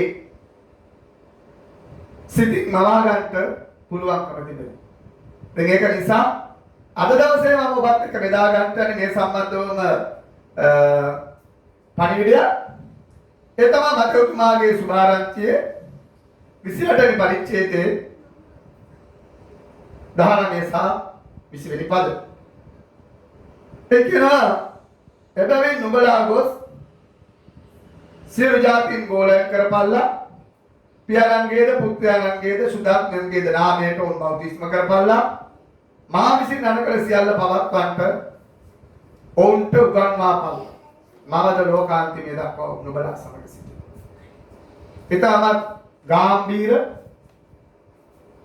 බලවත් වූ අණ. මේ අණ ගැන කතා කරද්දී හරි වැදගත්. මොකද මේ නියෝගය අණ අපි හැම වෙලාවෙම පිළිපදින්ට බැඳිලා ඉන්නවා. ඒ අණ දෙන්නේ අපි සේවය කරන ආයතන වෙන්න පුළුවන්. එහෙම නැත්නම් යුද හමුදා මුරස්ථානය වෙන අපි සේවය කරන රට වෙන්න පුළුවන්. එහෙම නැත්නම් අපි සේවය කරන තව යම් කිසි තැනක් වෙන්න පුළුවන්. ඉතින් මේ පුද්ගලයෙක් දුන්නත් ආයතනයකින් දුන්නත් මේ අනමයි. ඉතින් මේ අන ගැන කතා කරද්දී එක වෝටලු කියන මෙහෙම ගැන මට මතක් වෙනවා. ඒ වෝටලු කියන එක්තරා මෙහෙමක් ගැන. ඒ තමයි හිට්ලර් විසින් එක කඳවුරක් අල්ලාගන්න නගරයක් අල්ලාගන්න අවශ්‍ය වෙලා තිබුණා. ඉතින් ඔහු විසින් නියෝග කළා මේක ජනරාල්ලා 3 දෙනෙකුට 3000 සෙබළුන් 3000කින් 9000ක බලමුණුවක් සමග ඒ නගරය අල්ලගන්න කියලා. නමුත් සති දෙකක් යුද්ධ කරලා අවසානයේ හමුදාවේ 7000ක් මරණයටපත් වෙලා 500 ගණනක් තුවාල කරවන්න බාටපත් වෙලා පරාජය වැළඳගෙන මේ ජනරාල් 3 දෙනාටම ඉන්න සිද්ධ වුණා. ඒ වෙලාවේ හිට්ලර් ආවා මේ මෙහෙම කරන්න කිසිම කෙනෙක් නැද්ද? ඒ අවස්ථාවේ තමයි ලුතිනන්ට් ජනරාල් කෙනෙක් ඉදිරිපත් වෙන්නේ විශේෂ බලකම. හැබැයි මේ ලුතිනන්ට් ජනරාල්ට දුන්නේ 3000ක බලමුළු නෙමෙයි. 1000ක බලයෙන්. හැබැයි මේ 1000 විශේෂයි. ඒ තමයි මේ 1000 මරාගෙන මැරෙන්න සූදානම් වෙච්ච සෙබළු 1000. ඉතින් මේ ලුතිනන්ට් ජනරාල් වරයා සමග මේ හමුදාවේ 1000 මේ නගරය අල්ලා ගන්න ගියා. ඒ අවස්ථාවේදී ලොකු මෙහෙයුමක් සතුරන් විසින් කළා. ඒ නගරය අල්ලගන්න එක වළක්වලා අවසානයේ මේ ලුතිනන්ට් ජනරාල් වරයා සහ මේ කණ්ඩායම සමත් වුණා සම්පූර්ණ නගරය වුන්ගේ අතට ගන්න. හැබැයි දුක්ඛදායක කාරණාව තමයි ඒ වෙනකොට තුවාලයක්වත් මරණයක්වත් නැතුව ඉතුරු වෙලා හිටියේ මේ ලුතිනන්ට් ජනරාල් වරයා සහ මේකෙන් ඉතුරු වෙච්ච සෙබළු 10 දෙනෙක් පමණයි. ඒ නිසා තමයි අදට යුද හමුදාවේ මේජර් ජනරාල් තනතුර ලුතිනන්ට් ජනරාල් තනතුරට වඩා පහත් වෙනවා. ඉතින් බලන්න ඔවුන්නේ අන ක්‍රියාත්මක කරන්නට කොච්චර බැඳිලා හිටියද කියලා. කොච්චර කැප වෙලා හිටියද. මොකද ඔවුන්ගේ ජීවිතය එපා කරන තරමට මේ අන පිළිපදින්න ඔවුන් කැමැත්තෙන් හිටියා. ඉතින් මේ වගේ තමයි ක්‍රිස්තුස් වහන්සේගේ අන. අපි දන්නවා නම් මේ ලෝකෙක යන්න ඉස්සරලා තමයි මේ අන දුන්නේ කියලා. හැබැයි උන්වහන්සේට අවශ්‍ය වෙලා තිබුණා උන්වහන්සේගේ දරුවෝ උන්වහන්සේගේ මෙහෙය කරනවා දකින්න. හැබැයි අපේ තනියම නෙමෙයි මේ කරන්න දුන්නේ. මොකද හේතුව ක්‍රියාපොතේ පළවෙනි පරිච්ඡේදයේ 8 වෙනි පදේ කියනවා නමුත් සුද්ධාත්මයන් නුඹලා කෙරේ පැමිණි කල නුඹලා බලය ලබන්න ඕවිය. එවිට නුඹලා යෙරුසලමේද මුළු යුදයේද සමාරියද පොළවේ සීමාව දක්වා මාගේ සාක්ෂිකාරයෝ වන්නේයි කීසේක. ඒ යේසුස් වහන්සේ යම් ඉස්සර වෙලා උන්වහන්සේ ගැලවීමේ සලස්මේ ඉතිරි කොටස අපට බාර දුන්නා. හැබැයි තනියම කරන්න නෙමෙයි කියලා නම් පැහැදිලිව පේනවා මේ සුද්ධාත්මයන් වහන්සේ අපිත් එක්ක ඉන්නවා. උන්වහන්සේ ඉතිසලා කිව්වා යෝහන් තුමාගේ සුභාරාන්තිය 14 වෙනි පරිච්ඡේදයේ 18 වෙනි පදේ කියනවා නුඹලා අනාථවන ආරින්නේ අනාථ වෙන්න දෙන්නේ නැහැ. මේ උන්වහන්සේගේ මෙහෙ කරන්ට යම් කිසි කෙනෙක් සමග හැකියාව අපිට ලබා දීලා තිබෙනවා. ඉතින් මේ සුද්ධාත්මයන් වහන්සේගේ කොටස අපි යම් කිසි වැඩක් කරනකොට උන්වහන්සේගේ කොටස උන්වහන්සේ ඉෂ්ට කරනවා. දැන් පළවෙනි දේ තමයි මේ අපේ සේවය කියන්නේ. සේවය කියන එක ගත්තාම හරියට වැල්මී දණ්ඩක් වගේ. මේ වැල්මී දණ්ඩ හපනකොට තමයි ඒකේ රස තිබෙන්නේ. ඒ වගේම තමයි සුභාරච්චියේ සේවය දෙන කෙනා. ඔහු සෑම මොහොතේම උන්වහන්සේ තුල සේවය කරනකොට ඔහුගේ ආත්මික ජීවිතය වෙනස් වෙනවා. ඔහුගේ ක්‍රියාකාරකම් වෙනස් වෙනවා. ඔහු යාඥාවේ ඉන්නවා. ඔහු බයිබලයේ කියවනවා. ඔහු නොයෙකුත් වැඩසටහන් ඔහු සින්දියක් කරනවා. මොකද ඒ මිනිස්සයා නිතරම දෙවියන් වහන්සේගේ සේවය කරනවා. ඉතින් මේ සේවය කරනකොට උන්වහන්සේ හැම වෙලාවෙම මේ මිනිස්සුත් එක්ක ඉන්නවා. මේක ලොකු ආශිර්වාදයක් තමයි. දැන් මේක බොහෝ දෙනෙක් දන්නේ නැහැ. බොහෝ දෙනෙකුට වැටහෙන්නේ නැහැ. අපි සේවය කරනකොට දෙවියන් වහන්සේ හැම වෙලාවෙම ආත්මයන් වහන්සේ තුලින් අපත් එක්ක අපි අවට අපි කරන හැම දෙයකම ඉන්නවා කියන්නේ. සාමාන්‍ය කිතුණෙක් තුල දෙවියන් වහන්සේ හැම වෙලාවෙම ක්‍රියා කරන්නේ නැහැ. අපි ආඥා කරනකොට උන්වහන්සේ උත්තර දෙයි. උන්වහන්සේ ආඥා කරන වෙලාවෙ ඉඳන් අපි බැලුවොත් එහෙම උප්පති තුන්වෙනි පරිච්ඡේදය 8 වෙනි පාඩේ කියනවා මේ එදා පාපයට වැටෙන්න ඉස්සලා පළවෙනි අම්මා සහ තාත්තා හම්බ වෙන්න එන්නේ අවස 3ට. ඒ කියන්නේ කියන මෙතන ඉක්බිතුව දිවාභාගයේ සිසිල් වේලේ ස්වාමී වූ දෙවියන් වහන්සේ උයනේ සක්මන් කරන සත්‍ය උන්ට ඇසුණා. එතකොට යේසුස් වහන්සේ ආපහු කියනවා මතක තුමාගේ සුභාරාන්තියේ 10 වෙනි පරිච්ඡේදයේ 20 වෙනි පාඩේ මක්නිසාද දෙදෙනෙක් හෝ තුන්දෙනෙක් මාගේ නාමයෙන් යම් තැනක රැස්ව සිටිත්නම් මම එතන ඔවුන් මැද සිටිමි. එහෙමනම් දෙවියන් වහන්සේගේ නාමයෙන් දෙන්නෙක් හෝ තුන්දෙනෙක් යම් තැනක යාඥා කරනවා නම් ඒ අය මැද උන්වහන්සේ ඉන්නවා. එහෙමනම් යාඥා කරනකොට යාඥාව අසන්න උන්වහන්සේ ඉන්නවා. දැන් සේවය කරනකොට සේවය කරාට මඟ පෙන්වන්න උන්වහන්සේ ඉන්නවා. ඒ නිසා තමයි මම කිව්වේ සේවය කරන කෙනා සමග දෙවියන් වහන්සේ ඉන්නවා. ඒ නිසා සේවය කරන කෙනෙක් කිසිම මොහොතක බය වෙන්න ඕනේ නැහැ. කාට හරි යහුව ගමන් කියන්න දෙවියන් වහන්සේ මාත් එක්ක ඉන්නවා කියලා. අනිත් අයත් එක්ක දෙවියන් වහන්සේ ඉන්නවා. හැබැයි ඊට වැඩිය වෙනස්. හැම වෙලාවෙම ඒ අයත් එක්ක දෙවියන් වහන්සේ ඉන්නේ. හැබැයි යාඥාවේ නිතරම යෙදෙන මිනිස්සුත් එක්ක දෙවියන් වහන්සේ ඉන්නවා. ඉතින් අපි බලුවොත් උන්වහන්සේ ඒ ආත්මයන් වහන්සේ අපිත් එක්ක ඉන්න තාක්කල් අපි බොහෝ පළදරන්ට යනවා. සේවය කරන්න බැරි කෙනා සේවය අමුතු විදිහට සේවය කරවන්න යනවා. මොකද අපි බලුවොත් එම ක්‍රියාපොතේ දෙවනි පරිච්ඡේදයේ 11:47 වෙනි පාඩේ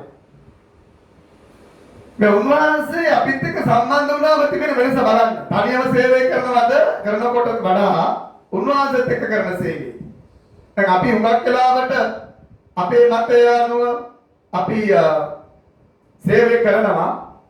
නමුත් ඇත්තටම අපි උන්වහන්සේගේ සේවය අපි කැප වෙලා කරනකොට දෙවියන් වහන්සේගේ ආත්මයන් වහන්සේ අපි තුළට ක්‍රියාත්මක වෙනවා. එතන උන්වහන්සේ අපිත් එක්ක ඉඳගෙන අපි දන්නේ නැතුව අපි තුලින් වැඩ කරනවා. දැන් මම කිව්වේ ඒකයි ක්‍රියාපොතේ දෙවෙනි පරිච්ඡේදයේ 41 වෙනි පදයේ කියනවා එකල ඔහුගේ වචනේ පේදුරු තුමාගේ කතා කරන්නේ. ඔහුගේ දේශනාව අහලා ඒක තුන්දා බෞද්ධිස්ම වෙච්ච සිද්ධිය ගැන මේ කතා කරන්නේ. එකල ඔහුගේ වචන අසා පිළිගත් අය බෞද්ධිස්ම කරනු ලැබුවේ. ඒ දවසේදී 3000ක් පමණ මිනිස්සු උන්ට එකතු කරන ලද්දේ. ක්‍රියාපොතේ 4:4 කියනවා නමුත් ඔහුගේ වචනය ඇසුවන්ගෙන් බොහෝ දෙනෙක් අදාහගත්තෝය. ඒ මිනිස්යන්ගේ ගන්න 5000ක්. බලන්න අපගේ සභා සමාජිකත්ව 3000ක්. හැබැයි පේදුරුගේ එක දේශනයක් අහලා 3000ක් බෞද්ධිස්ම. පේදුරු එදා අසමත් වුණා. එදා යේසුස් වහන්සේ අඳුරන්නේ නැහැ කිව්වා. හැබැයි සුද්ධාත්මයන් වහන්සේ පේදුරු තුල ක්‍රියා කරපු වෙලාවේ පේදුරු බය නැතුව කියනවා.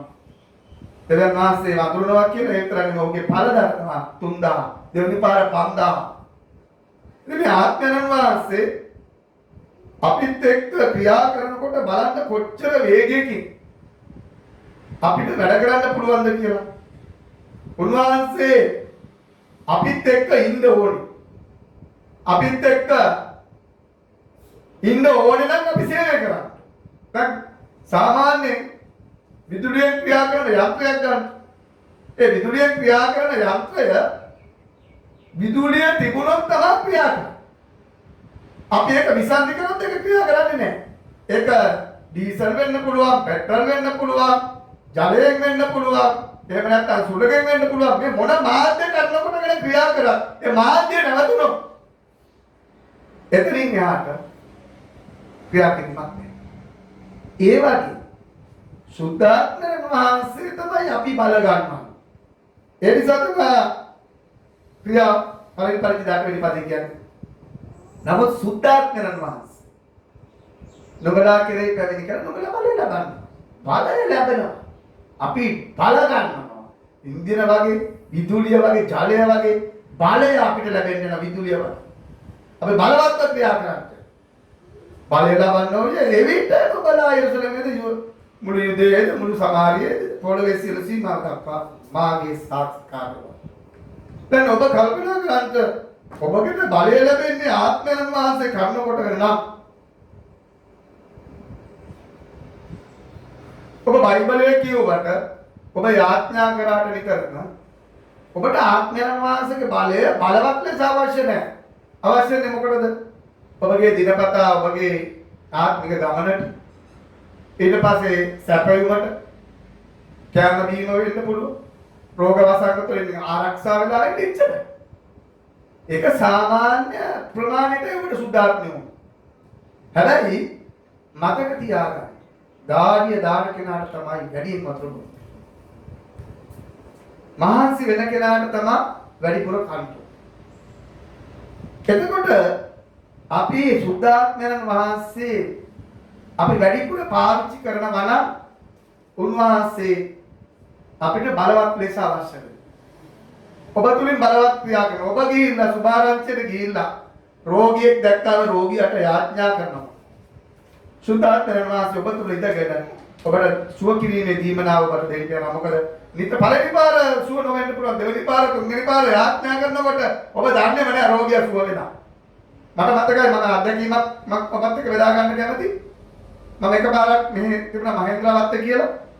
ඒ වත්තට එක ගෙදරකට මම ගියා විසිට් කරන්න. විසිට් කරන්න ගියාට පස්සේ ඒගොල්ලෝ මට කතා කරලා උඩහ ගෙදර පොඩ්ඩක් යම්කෝ පාස්ට. ඉතින් මම ගියා. යනකොට එක ළමයෙක් ඉන්නවා ඇවිද ගන්න බෑ කකුල් දෙකේ ඕජස් ගලනවා වගේ කකුල් දෙකේ සරව ගලනවා. ඒ ගමන මම මොකද පුතා? පාස්ටර් කකුල් දෙක ඔක්කොම පැරිලා. ක්‍රිස්තියානි ඔයගොල්ලෝ කියලා මම අහුවා. නෑ දැන් අපි හිතුවා කියලා. ඒක තමයි. ඔයා මේ කහපාට නූලක් තියෙන දින මම බැලුවා ඔයගොල්ලෝ ක්‍රිස්තියානි කියලා මේගොල්ලෝ කිව්ව නිසා මම බැලුවා. කොහොමද ඒකනේ? දෙවියෝ අපිට කරපු දෙයක් නෑ පාස්ටර්. මට අපෝ හොස් ගාලා ගියා. දෙවියෝ අපිට කරපු දෙයක් නෑ කිව්වා. මම ඇහුවා ඇයි එහෙම කියන්නේ? නෑ මම අපි පල්ලි වලට ගියා. යාඥා කරන අපේ ජීවිතය අපි පරිම වැඩ කරා. දෙවියන් වහන්සේ අපිට මුකුත්ම කරේ නැහැ. මම ළඟකින් ඇහුවා පුතේ මේ මම යාඥා කරන්න ඔයා කැමතිද? ඔව් පස්සේ යාඥා කරන්න. මම යාඥා කරනකොට මම අහුවා ඔය නූල එතන අප නූලක් බැඳලා තිබුණා මේ ළමයාගේ කරට කහපාට නම ඒ ළමයාගේ නම චාන්ද. ඉතින් මේ කහපාට නූල දිහා බලලා මම අහුවා ඔයා මේක කැමතිද ගලවන්න? මම ගලවන්න පාසල අම්මට අකමැති වුණා මේ ළමයා ටක් ගාලා ගැලුවා. මම යාඥා කරනවා. අත තියලා යාඥා කරනකොට මට දැනෙනවා ඊගාව සතියේ මේ දරුව පල්ලියට එනවා. මම යාඥා කරලා කිව්වා පුතේ ඔයා සුව වෙලා මේ එන සෙනසුරා තව දවස් දෙකකින් සෙනසුරාද මේ එන සෙනසුරාදා ඔයා දේවස්ථානට අර කකුලේ සැරව වගේ ඕජස් වගේ ගලගලා තිබු ඒ දරුවා සුව වෙලා ඊට පවවදා එනවා දේවස්ථානෙට. බලන්න උන්වහන්සේගේ ආත්මය උන්වහන්සේගේ ආචාර්ය.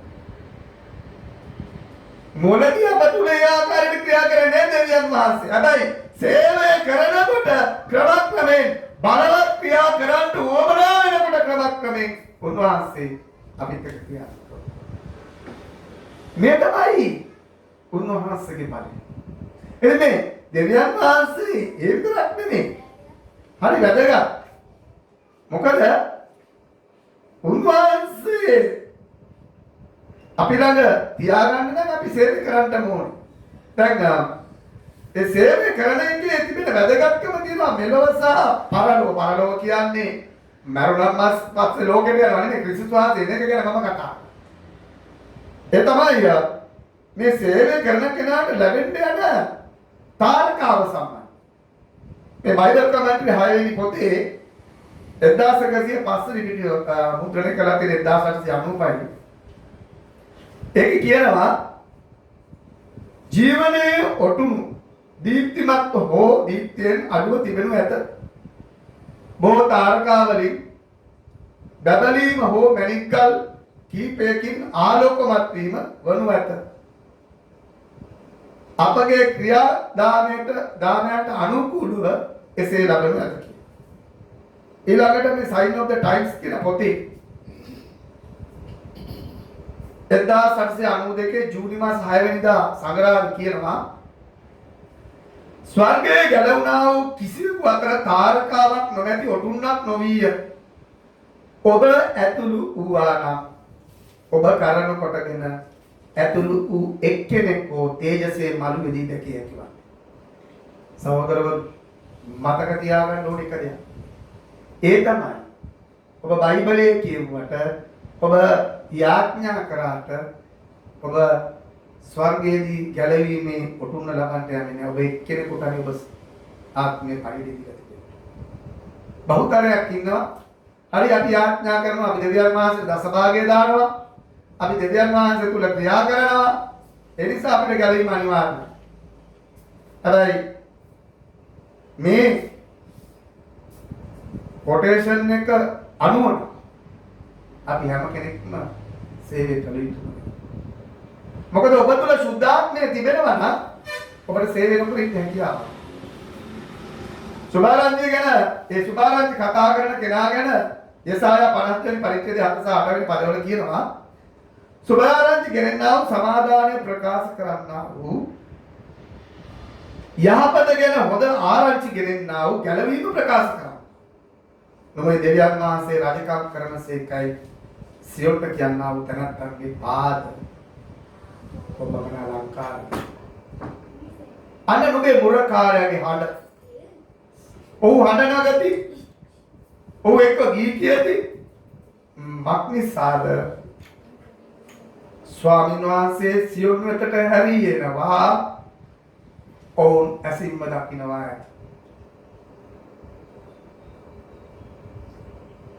රෝම පොතේ 10 වෙනි පරිච්ඡේදයේ 14 සහ 15 වෙනි පදයේ කියනවා එසේනම් ඔවුන් තමුන් අදහා නොගත්තා වූ කෙනෙකුට යාඥා කරන්නේ කොහොමද?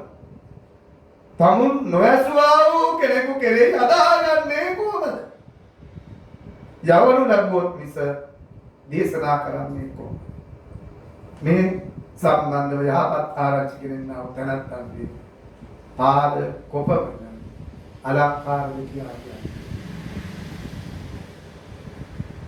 සහෝදරවරු සහෝදරි අපි සේවය කරන එක කොපමණ වැදගත්ද කියන එක අපිට තේරෙන්න ඕන. මොකද දෙවියන් වහන්සේගේ ආත්මය අපිත් එක්ක ඉන්නවා නම් අපි තුල ලොකු දේවල් සිද්ධ වෙන්න යනවා. දැන් කොරන්ති පොතේ පළවෙනි කොරන්ති පොතේ තුන්වෙනි පරිච්ඡේදය 16 සහ 17 කියනවා නුඹලා දෙවියන් වහන්සේගේ මාලිගාව බවද දෙවියන් වහන්සේගේ ආත්මයන් වහන්සේ නුඹලා තුල වාසය කරන බවද නොදැනීමද? යමෙක් දෙවියන් වහන්සේගේ මාලිගාව නාස්ති කරන්නේ නම් දෙවියන් වහන්සේ ඌව නාස්ති කරනසේක. මක් නිසාද? දෙවියන් වහන්සේගේ මාලිගාව සුද්ධය. ඒ මාලිගාව නුඹලා. එහෙනම් දෙවියන් වහන්සේ ඔබත් එක්ක ඉඳ යනවා. දේව මාලිගාව ඔබයි. මේ මාලිගාව ඔබ නම් දැන් අපි දන්නවා ඕනෑම ධනවත් බලවත් අයගේ නිවස වලට ආරක්ෂාවක් තිබෙනවා. එතකොට මේ මාලිගාව ඔබ නම් මේ මාලිගාව ඒ නිවස ආරක්ෂා කරනවා වගේ මාලිගාව ආරක්ෂා කරන්න වෙනම දේව දූතයෝ ඉන්නව නැත්නම් වෙනම සෙබළු ඉන්නවා මේ ලෝකෙ ගන්න. එහෙමනම් ඔබ මාලිගාව නම් දෙවියන් වහන්සේගේ ඔබව ආරක්ෂා කරන්ට ඔබ වටේ දේව දූතයෝ දහස් ගණනක් වැඩිලා. ඉතින් ඒ නිසා තමයි ක්‍රිස්තුස් වහන්සේ උන්වහන්සේගේ ඒ සේවය කරන අයට කිව්වේ උන්වහන්සේගේ සැපයීම ගැන.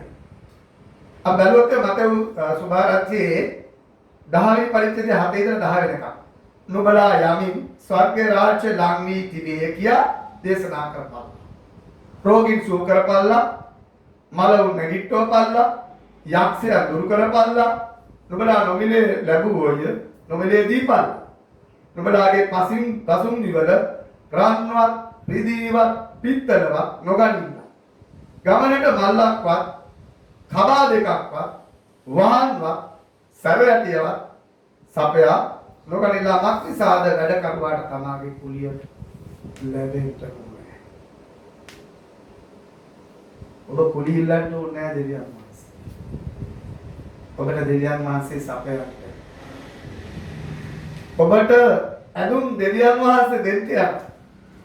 ඔබට ආහාර දෙවියන් වහන්සේ දෙන්න යනවා.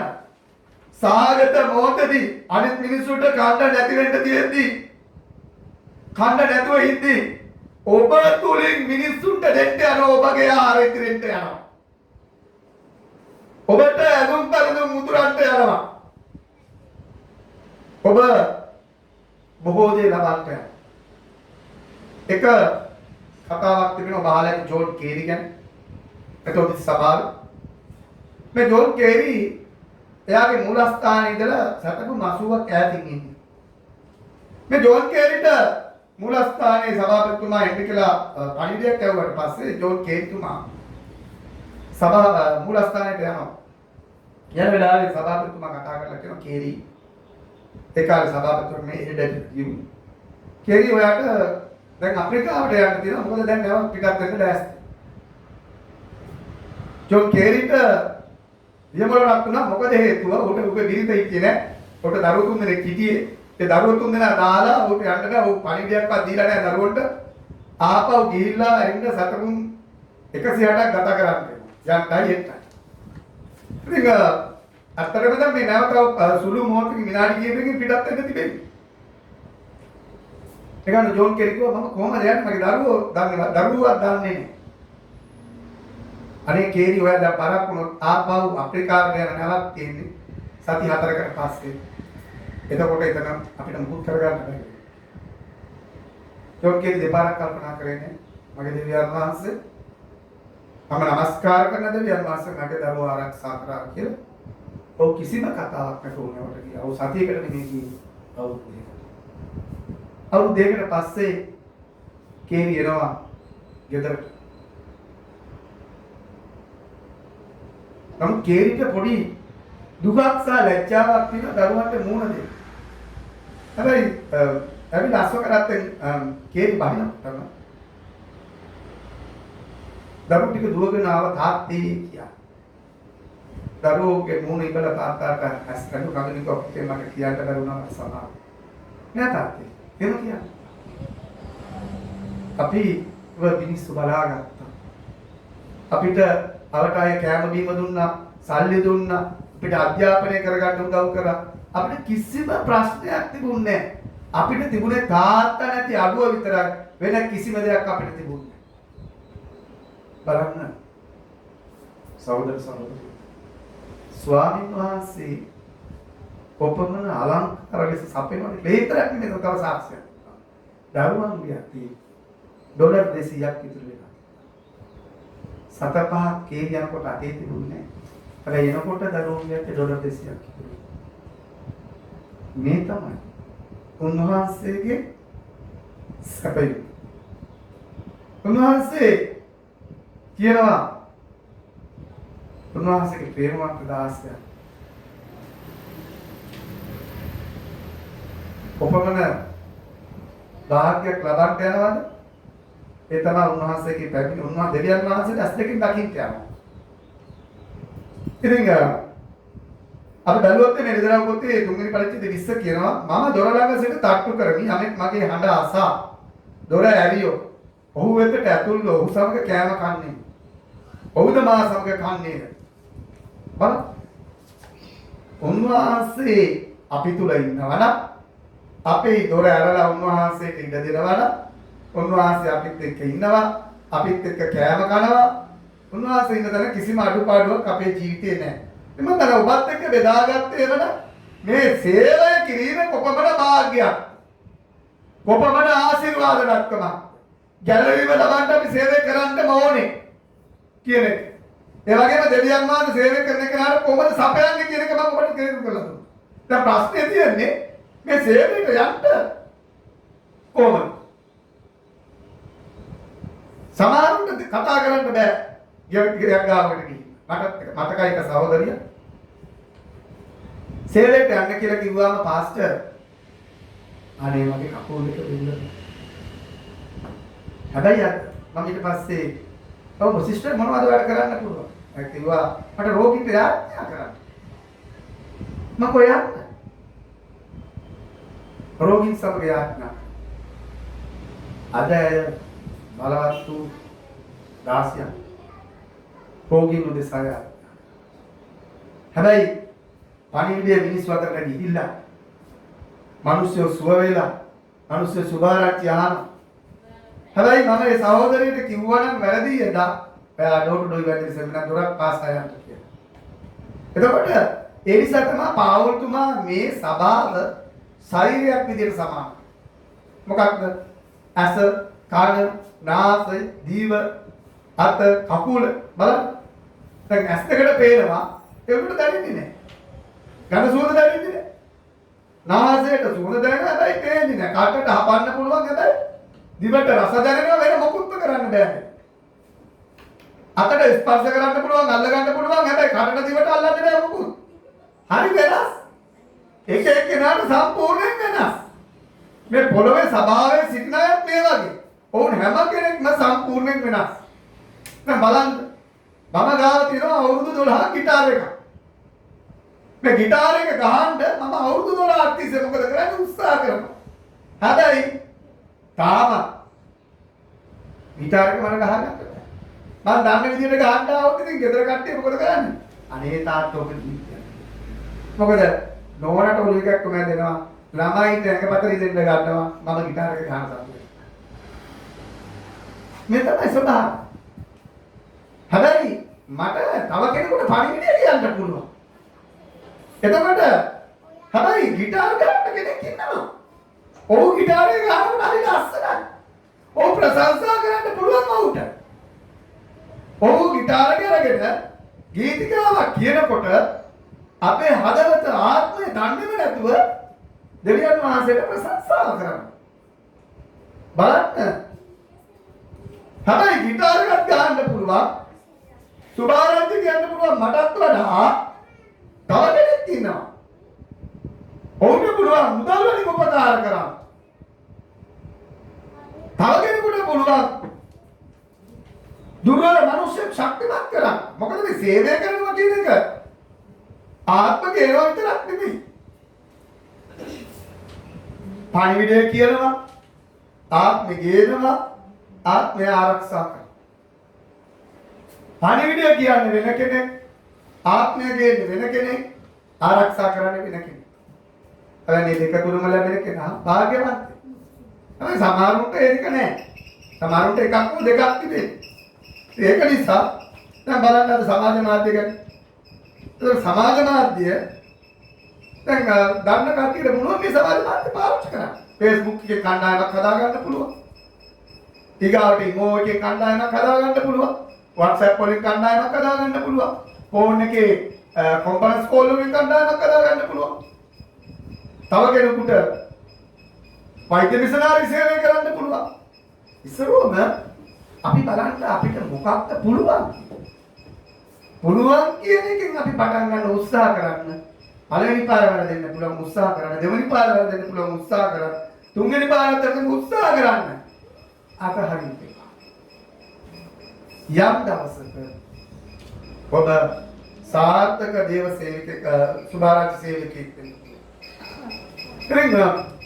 ඒ වගේම දැන් බලන්න ඔබ නොදැන ඔබට පුළුවන් සමාජ සම්බන්ධතාවය ඇති කරගන්න. ඒ සමාජයේ ඉන්න කෙනා ඔබට පුළුවන් දේවගැටුවකට ගෙන මුණ ගස්සා. සමහර වෙලාවට කුලී වැඩක් අවස්ථාවේදී සමහර වෙලාවට ඔබ මේෂන් කෙනෙක් දැනගෙන ඉන්න පුළුවන් ඔව් දේවගැටුවකට ගෙනවා පල්ලියේ පොඩි වැඩක් කරලා. ඒ කුලී හැකියාව තිබෙනවා ඔබට දෙවියන් වහන්සේගේ ඒ තරුවක් ලබන්න. මොකද ඔබයි දේවගැතිවරයා මුණ ගස්සටි දේවගැතිවර තමයි මේ මිනිස්සුව සම්බන්ධ කරගන්නේ. නමුත් ඔබ තමයි මූලිකත්වය. බලන්න ඔබ පල්ලිය අතු ගන්න කෙනා වෙන්න පුළුවන්. ඒ මිනිස්සයා එතන කරන්නේ සේවයක්. හැබැයි ඒ තුල දෙවියන් වහන්සේට ගෞරවය දෙන්න. මම කියන්නේ ඒකයි. ඔබට ගීතිකා කියන්න බැරි වෙන්න පුළුවන්. ඔබට গিitar ගන්න බැරි වෙන්න පුළුවන්. ඔබට සුභාරාජ්‍ය කියන්න බැරි වෙන්න පුළුවන්. හැබැයි ඔබට එක දෙයක් පුළුවන්. ඒ තමයි දුකින් ඉන්න සාමාජිකයව සනසවන්න. ඔහුගේ ගෙදරට ගිහිල්ලා උට පොඩි උදව්වක් කරන්න. කාර්ය බහුල වෙලා ඉන්න ස්ත්‍රියෝ ඒ පුරුෂයාට උදව්වක් කරන්න. සහෝදරයා මම ඔබට ආදරේ කියලා කියන්නේ කාන්තාවක් නෙමෙයි පිරිමිකෙක්. මොකද දෙවියන් වහන්සේ අපිට ආදරේ. ඒ නිසා අපි ආදරේ කියන්නේ. ඒ ආදරය දිව්‍යමය ආදරය. අපිට පවුල වෙනුවෙන් කැප වෙන්න පුළුවන්. එක පවුලක් ඔබට එක අවුරුද්දකදී දිනා ගන්න පුළුවන්. මට මතකයි මගේ දේවස්ථානයට ආවා තින්ත ගන්න මිනිස්සු. ඔහු පසු කාලිනව දේවස්ථානයට ඉන්න පටන් ගත්තා. හැබැයි පණිවිඩය දුන්නේ වෙන කෙනෙක්. හැබැයි ඔහුව සම්බන්ධ කරගත්තේ මම. බලන්න දෙවියන් වහන්සේගේ සලස්ම මොකක්ද? ඒ නිසා මේ සේවය කිරීම විවිධාකාරයි. ඔබට ආරොන් වගේ දේශනා කරන්න බැරි වෙන්න පුළුවන්.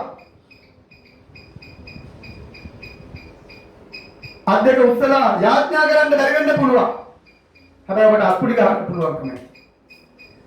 දාවිත් වගේ ගීතිකා කියන්න බැරි වෙන්න පුළුවන්. හැබැයි ඒ දාවිත් වගේ ගීතිකයා කියන මිනිසයාට අත්පුඩි ගහන්න පුළුවන්. ආරොන් වගේ යාඥා කරන්න බැරි වෙන්න පුළුවන්. හැබැයි තව කෙනෙක් සනසවන්න ඔබට පුළුවන්. ඒ නිසා සහෝදරවරුනි සුභාරංචිය කියන්නේ එකම දෙයක් නෙවෙයි. නොඑක ආකාරයෙන් සුභාරංචිය කියන්න පුළුවන්. නොඑක ආකාරයෙන් මිනිස්සු දෙවියන් වහන්සේට කියන්න පුළුවන්. ඔයාලට ඔබට පුළුවන් කොයි ආකාරයෙන්. එතකොට ඔබට සතුටක් ලැබෙයි. ඔබගේ හදට කියයි දෙවියන් වහන්සේ ස්වාමීන් වහන්සේ ඔබ කෙරෙහි උදව් වුණා. ඒක රසල් කරන නැගිට බැබලියන්න ස්වාමීන් වහන්සේ කෙරෙහි උදව් වුණා. මේක නිසා මේ සුද්ධ සබත් දවසේ මා සමග එකතු වෙච්ච හැම කෙනෙක්ම මට දෙන්න තියෙන පණිවිඩය දෙනවා. දෙවියන් වහන්සේගේ සේවය අපි කළ යුතු ඒක අවසන් කරනවා. එනිසා අපි ආඥා කරමු. ස්තුති ස්වාමීනි ප්‍රසාද මහින්ද ගෞරව ඔබ වහන්සේට වේවා. ඔබ වහන්සේගේ බලවත් වූ හස්තයට මේ මොහොත අපි බාර වෙලා කැපෙලා යටත් වෙනවා. ඔබ වහන්සේගේ ප්‍රේමය ගැන කරුණාව ගැන ස්තුති කරනවා ස්වාමීනි. මේ මොහොතේ ආශිර්වාද කරගෙන මේ වචනය අසන හැම කෙනෙකුගේම ආත්මනම් තුලින් සිත් වෙනස් කරන්න කියලා ඉල්ලනවා. ස්වාමීනි ඔබ වහන්සේගේ බලවත් වූ කරුණාව තවල සේවී ආත්මයක් මේ හැම කෙනෙක්ම පත් කරගන්න. මේ මොහොතේ ස්වාමීන් වහන්සේ ඒ විශේෂයෙන් මේ වස්තුගත වලින් මිදෙන කෙනෙක් ඔබ වහන්සේගේ පුත්‍ර වූ යේසුස් වහන්සේගේ උදරියෙන් අපගේ හැම සභා සමාජිකත්වම මුත්‍රා කරන්න ස්වාමී ඔබ වහන්සේගේ බලවත් වූ කරුණාව සිද්ධ නාමයට පත් කරගන්න. ඔබ වහන්සේට සියල්ල බාර කරනවා සියල්ල යටත් කරනවා. ඔබ වහන්සේ ලැබුවා වූ සත්‍ය තුළ සතර සමාදානයේ පිට නිරෝධ වන හැම කෙනෙකුම දෙන්න කියලා ඉල්ලනවා. ඔබ වහන්සේ අපගේ ජීවිත තුළ බැබලෙන්න කියලා ඉල්ලනවා. ඔබ වහන්සේ අපගේ උදාවෙන්න කියලා ඉල්ලනවා. ස්වාමී ස්තුති ස්වාමී යේසුස් වහන්සේගේ නාමයෙන් ආමේන්.